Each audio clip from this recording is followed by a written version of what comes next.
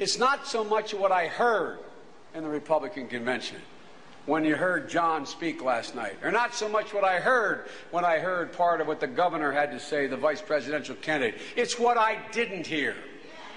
The silence of the Republican Party was deafening.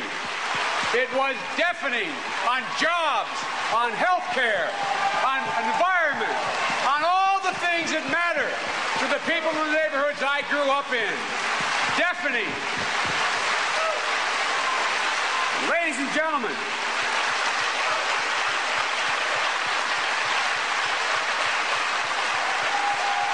their America is not the America I live in. They see something different than I see. Ladies and gentlemen, literally, those of you, I can't swear to this because I didn't see every bit of every speech, but I asked my staff to check. Do any of you recall either candidate on the Republican ticket utter the phrase middle class? No. Did any of you hear them utter the phrase health care and how we're going to help? No. Did you hear them talk about aid to get kids to college? No. Did you hear them talk about aid to education? No. Did you hear them putting more cops on the street to make us safer? I didn't hear a thing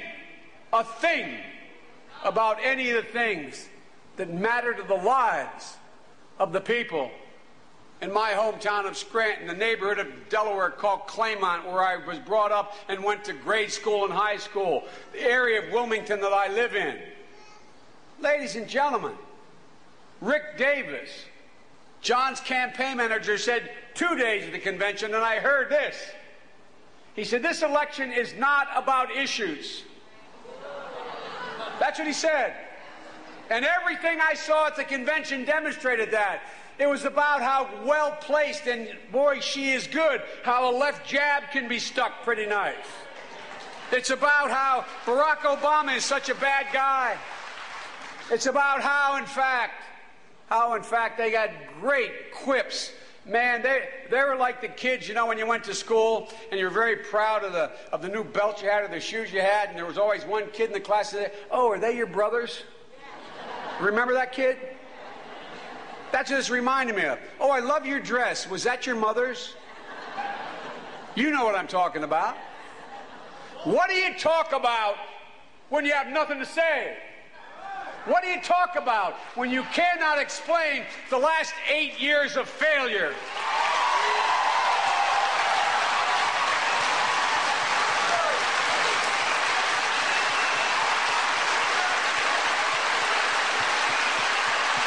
What do you talk about?